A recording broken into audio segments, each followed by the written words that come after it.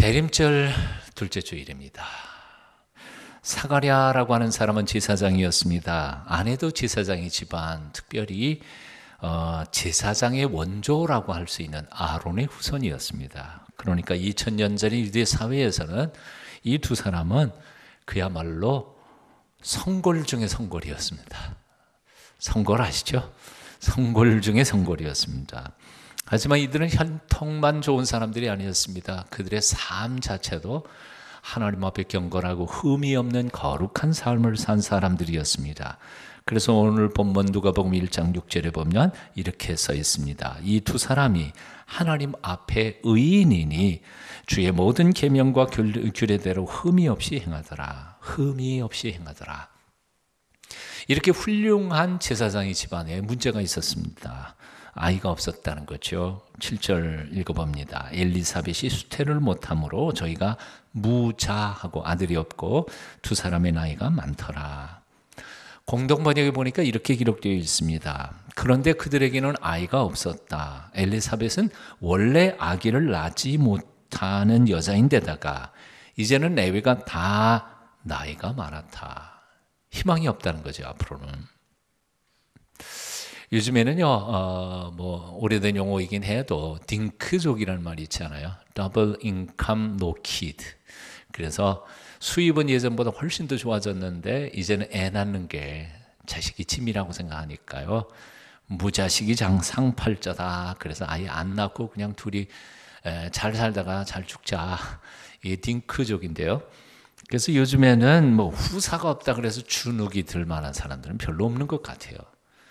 하지만 2000년짜리 유대 사회에서는 그렇지 않았습니다. 후사가 없다는 것은 이렇게 신학적으로 해석했습니다. 가문을 후대를 허락하지 않으시는 하나님의 심판의 행위로 본 겁니다. 그래서 멸문지화, 후대가 없으면 그 가문은 닫아야 되는 거 아니에요? 그러니까 하나님께서 여인의 태를 막아버리시고 그 가문을 멸망시키시는 하나님의 심판의 행위로 봤기 때문에, 그래서 아이를 못 낳는 여자는 겉으로 드러나지는 않았지만 특별히 하나님의 하나님 몰래, 사람들 몰래 무슨 죄를 지은 중죄인처럼 취급받던 시절이 바로 2000년째 유대 사회였습니다. 게다가 이 집안은 누구예요? 제사장의 집안입니다. 보통 집안도 아니고 어떻게 제사장의 집안에 후사가 없을 수 있겠는가? 특별히 이게 문제가 있는 제사장 아닌가? 여러분 한번 생각해 보십시오. 자식이 없는 목사한테 와가지고 목사님 저희 집에 자식을 달라고 하나님 앞에 기도 좀 해 주십시오. 그럴 사람 있을까요? 웃는 거 보니까 없는 것 같아요.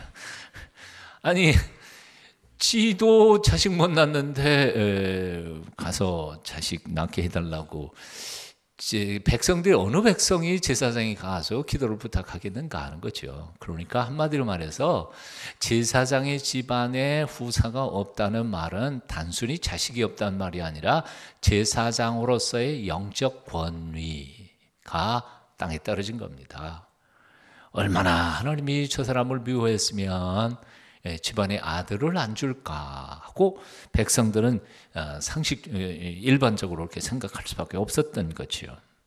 제사장의 권위에 대한 불신의 문제가 생깁니다. 자, 이제 질문 하나 해보겠습니다.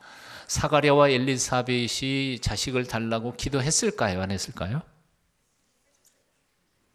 증거는요? 13절의 증거가 있습니다. 여러분 13절 한번 보실까요? 천사가 일러 가로되 사가랴여 무서워 말라. 뭐가? 너의 간구함이 들린지라.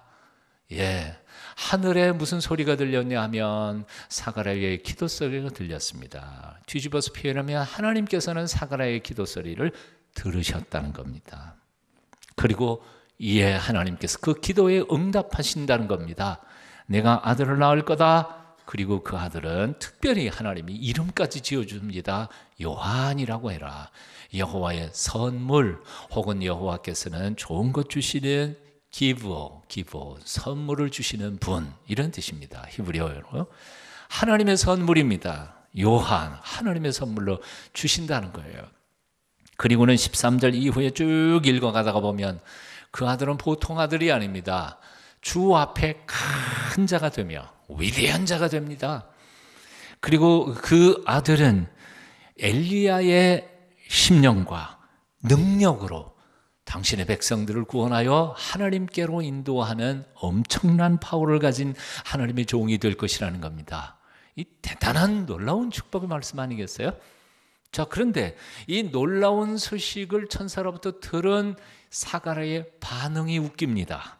18절 여러분 한번 같이 읽어볼까요? 함께 읽습니다. 함께 읽어요. 시작. 사가랴가 천사에게 이르되 내가 이것을 어떻게 알리요? 내가 늙고 아내도 나이 많으니이다. 공동 번역에는 이렇게 번역되어 있습니다. 이 말을 들은 사가랴가 저는 늙은이입니다. 제 아내도 나이가 많습니다. 무엇을 보고 그런 일을 믿으라는 말씀입니까? 라고 말하자.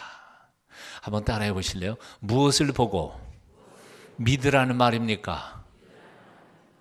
뭘 보고? 보세요. 나도 할애비고 제 옆에 있는 우리 마누라도 할머니인데 뭘 보고 애를 주시겠다는 겁니까? 그걸 저보고 지금 믿으라는 겁니까? 하고 되반문하고 있는 것입니다. 오늘 20절 말씀을 보면 천사가 이 믿음 없는 사가랴를 향해서 이렇게 말합니다. 보라, 이 일이 되는 날까지 내가 벙어리가 되어 능히 말을 못하리니 이유는 내 말을 내가 믿지 아니함이오니와. 그 이유는 내가 내 말을 믿지 않았기 때문이다.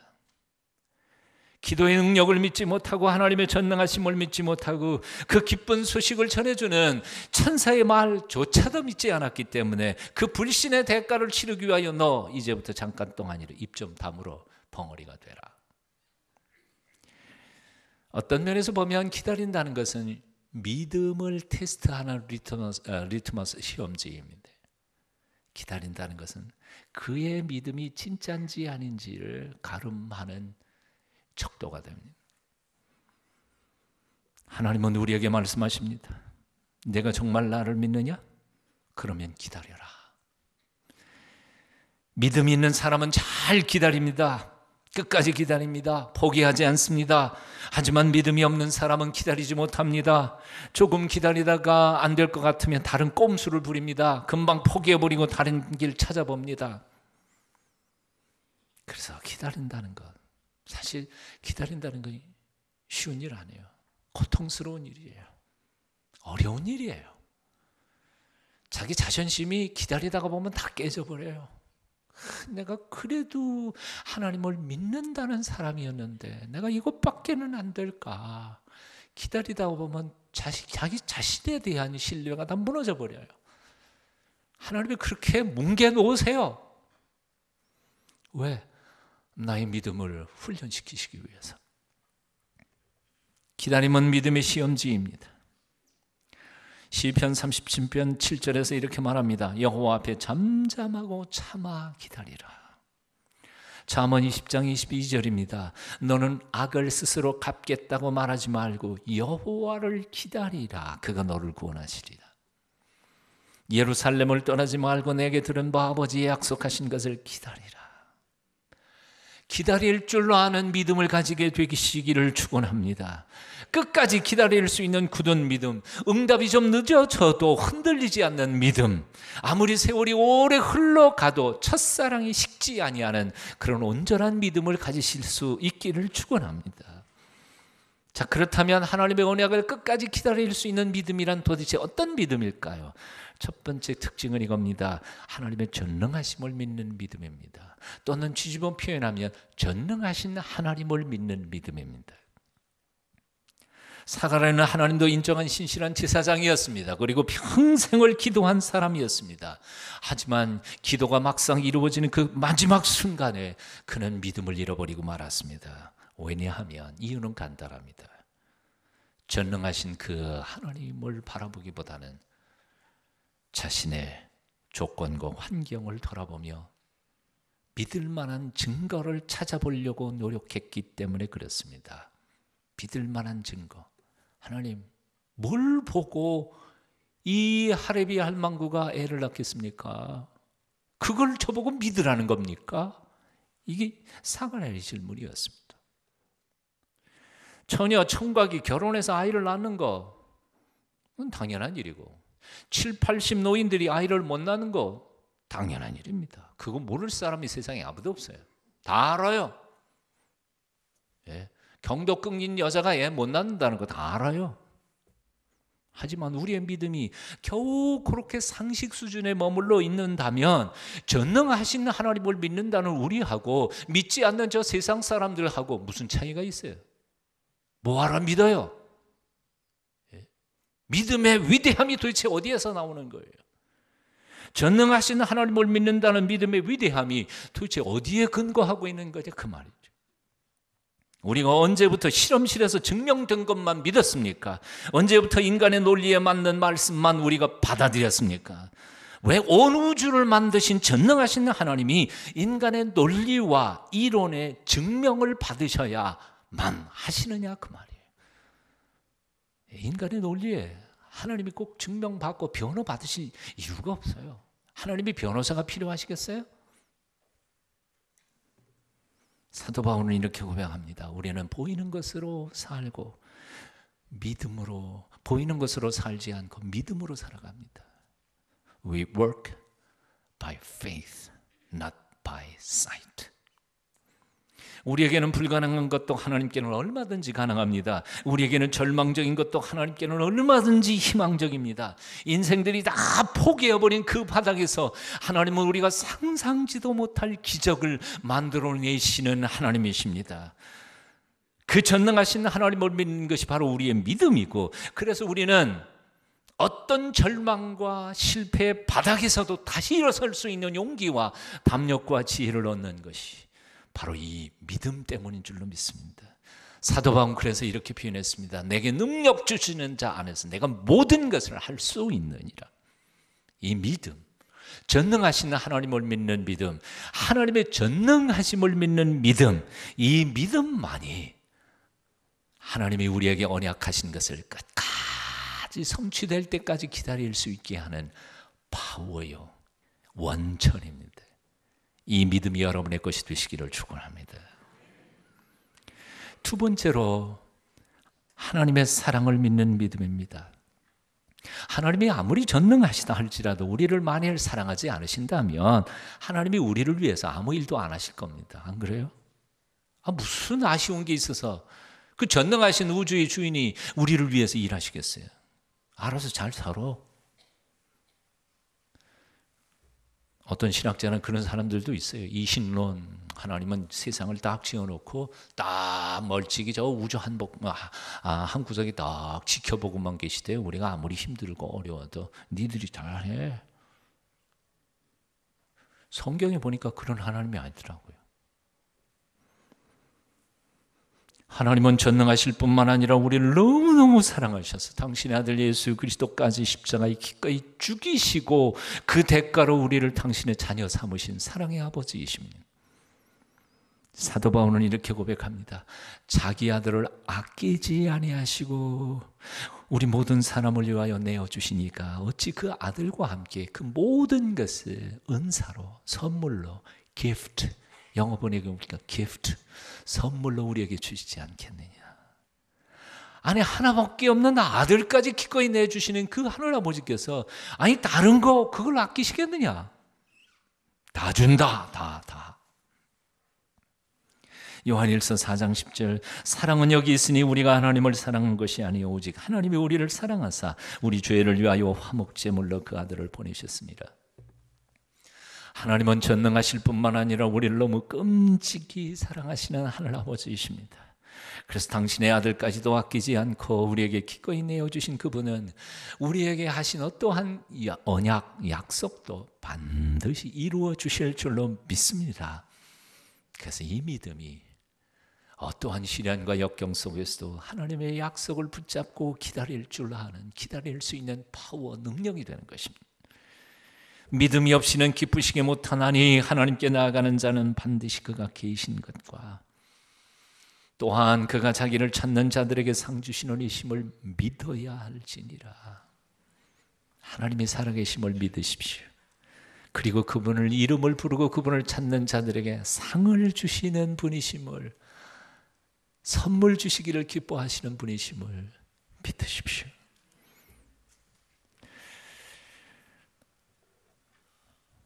링컨 대통령이 가끔 출석하던 워싱턴의 뉴욕 애베뉴 교회 목사이었던 조셉 사이즈라고 하는 목사님, 한 번은 링컨 대통령의 성경책을 구경할 기회가 있었다고 합니다.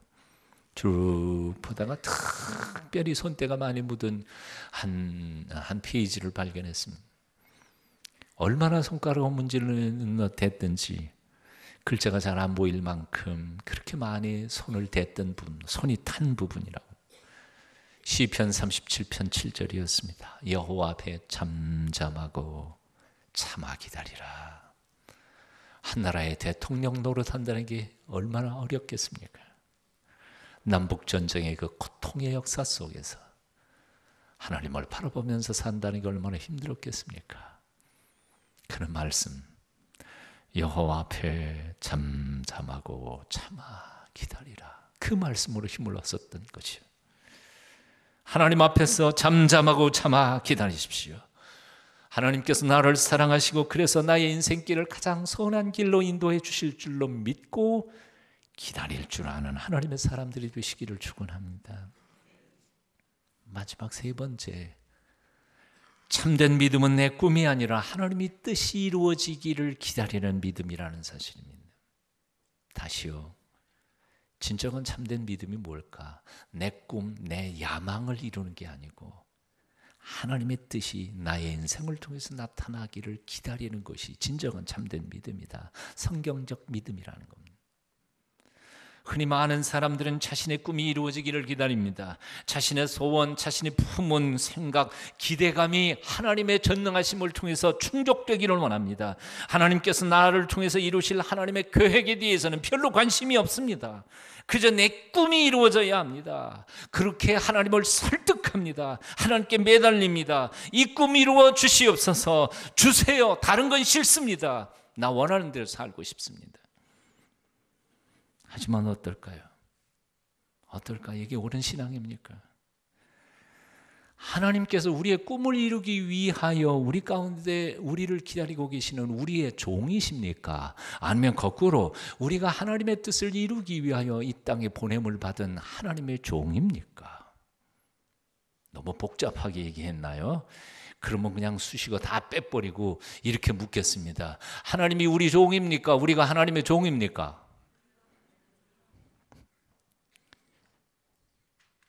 뻔하잖아요. 너무나 많은 성도들이 거꾸로 생각하고 있습니다. 하나님이 주인이 아니라 내가 주인입니다. 내가 종이 아니라 하나님이 종이십니다. 그래서 마치 심부름 센터 직원처럼 나의 꿈을 위하여, 나의 생각을 위하여 하나님의 전능하신 그 능력을 좀 부려먹고 그냥 요령, 이 귀신들 무당구 타는 것처럼 그렇게 해서 귀신을 좀 달궈서 이렇게 마음 들게 해서 내가 원하는 거 얻어내려고. 하나님이 그럴 수 있는 분이세요?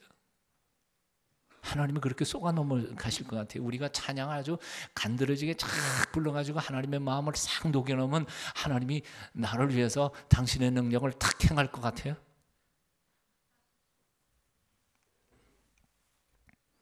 우리가 주인이 아니라 그분이 주인이십니다. 하나님의 종이 아니라 우리가 종입니다. 우리 꿈이 이루어져 가야 하는 것이 아니라 하나님의 우리를 향하신 그 뜻이 이루어져야 될 줄로 믿습니다. 오직 자기의 꿈이 이루어지기를 열망하는 사람은 반드시 실망할 것입니다. 왜냐하면 하나님은 그렇게 하지 않으실 테니까요. 하나님은 나를 향하신 당신의 계획과 꿈을 나를 위하여서도 그렇게 이루어 가실 것이니까요. 제사장 사가랴는 아들을 얻었습니다. 그것도 위대한 선지자로서의 정말 큰 사람인 아들을 얻었습니다.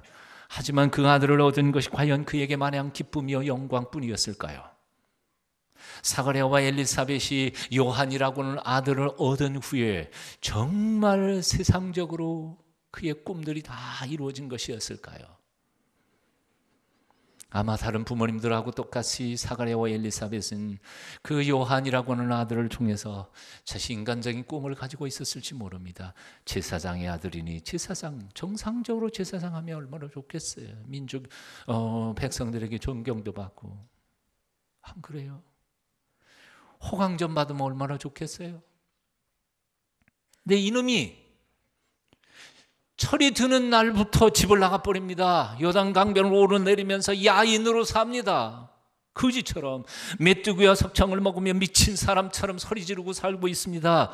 그렇게 소리 지르다가 마침내는 그때 당시의 권력을 한 손에 쥐고 있던 헤롯 대왕을 향하여 소리를 지르고 말하며 결국 붙잡혀서 목이 잘려 죽습니다.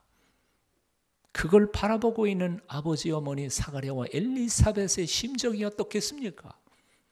그걸 바랐습니까? 아니요.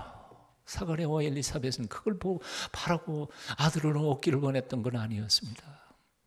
그럼에도 불구하고 하나님께서는 그 요한을 그렇게 쓰시기 위하여 그 가정에 요한을 보낸 겁니다. 이사야 선지자를 통해 하나님은 이렇게 말씀하십니다. 여호와의 말씀에 내 생각은 너희 생각과 다르며 내 길은 너희 길과 달라서 하늘이 땅보다 높음같이 내 길은 너희 길보다 높으며 내 생각은 너희 생각보다 높으니라. 사랑하는 여러분, 온전히 기다림을 위한 믿음은 내 꿈을 이루는 믿음이 아니라는 사실을 잊지 마십시오. 아무리 힘들고 어려워도 주님의 뜻이 나의 인생 속에 이루어지기를 기다리는 믿음이 진정한 성경적 믿음이고 하나님이 우리에게 요구하시는 믿음입니다. 겟세마네 동산에서 예수님께서 기도하셨던 것처럼 내 뜻대로 마옵시고 아버지의 원대로 하옵소서, 그렇게 기도하면서 오직 하나님의 뜻만이 나의 인생 속에 이루어지기를 기다리는 믿음, 이게 대림절 기간 동안에 우리가 갖추어야 할 믿음입니다. 그리고 이 믿음이 사실은 오히려 내게도 정말 행복한 믿음이 될 줄로 믿습니다. 여러분, 한번 질문 한번 해볼게요. 내가 원하는 꿈, 내가 원하는 바람이 이루어지는 것이 내 인생의 진짜 행복일까요? 아니면 나를 지으시고 나보다 나를 더 잘 아시는 하나님이 나를 위하여 계획하신 당신의 뜻이 이루어지는 게 더 행복한 삶이 될까요? 너무 길게 얘기했나요? 길게 얘기했지만 뜻은 통했죠. 내가 원하는 바람, 나는 종이 한 장만 이렇게 가려도 앞이 안 보여요. 내일 무슨 일이 일어날지 몰라요. 10년 뒤에는 더더욱 몰라요. 그런데 하나님은요, 나를 지으셨기에 나보다 나를 더 잘 아세요. 내 본능과 내 본성이 추구하고 열망하는 것을 그분이 지으셨는데 왜 모르시겠어요? 그러니 내가 지금 이렇게 얄팍한 눈으로 보고 꿈꾸는 것보다는 그분이 나의 인생에 큰 전체 그림을 보시고 나를 이끄시고 나를 위하여 계획해 놓으신 그 계획이 이루어지는 것이 훨씬 더 내 인생에 나도 감격이고 기쁨이고 행복해질 줄로 믿습니다. 이걸 믿는 게 진정한 참된 믿음이라고. 왜? 하나님이 나를 굳이 골탕 먹이려고 나를 인생을 지으신 게 아니고요, 나를 너무너무 사랑하셔서 나의 인생길을 계획해 놓으신 사랑의 아버지시니까요. 어련히 하나님이 내 인생 가장 좋은 길 인도하지 않으실까요? 그래서 우리가 기도할 때 기다림은 이런 겁니다. 하나님, 내가 원하는 길이 아니고요, 당신께서 나를 위해 예배해 놓으신 가장 멋진 그 길로 나를 인도해 주시옵소서. 이것이 진정한 믿음입니다. 주님의 뜻을 이루소서 고요한 중에 기다리니 진흙과 같은 날 빚으사 당신의 형상 만드소서. 최효섭 선생님의 글을 읽어드리고 말씀드리렵니다. 나의 교만을 제거하여 주옵소서 기도드렸더니 하나님께서는 교만이란 내가 없애주는 게 아니라 내가 포기하는 것이란다. 내게 인내를 주시옵소서 간구하였더니 하나님은 인내는 아픔의 선물이기에 받는 게 아니라 내 스스로 발견하는 것이다. 내게 고통을 없애주소서 기원하였더니 하나님께서는 고통은 세상에서 멀리하고 내게 가까이 오게 하는 은혜란다 가르쳐 주셨습니다. 하나님, 주께서 나를 사랑하신 것 같이 나도 남을 사랑할 수 있는 능력을 주옵소서 기도드렸더니 비로소 하나님은 미소를 지으시며 이제 겨우 내가 나를 기쁘게 하는 기도를 배웠구나 말씀하셨습니다. 인간은 하나님의 오묘한 섭리와 깊은 뜻을 헤아릴 수 없습니다. 우리가 바라는 기도의 응답이 늦어지기도 하고 아예 응답이 없을 수도 있습니다. 아버지라고 해서 자식들의 요구를 다 들어주는 것이 아니기 때문입니다. 그런데 이때 아버지를 원망하고 섭섭하게 하는 자식은 어리석은 자식입니다. 기도는 나의 요구사항이 아니라 하나님 아버지를 기쁘시게 해드리는 교제요 친교입니다. 그러므로 응답되거나 응답되지 않거나 간에 관계없이 기도는 꾸준히 하나님 아버지 앞에 계속되어야 합니다. 환경을 뛰어넘어 하늘 아버지의 뜻이 내게 이루어지기를 끊임없이 기도하며 이 대림절 기간 동안 주님의 놀라우신 언약과 약속이 여러분 구체적인 삶 속에 이루어지기를 축원합니다. 기도하겠습니다.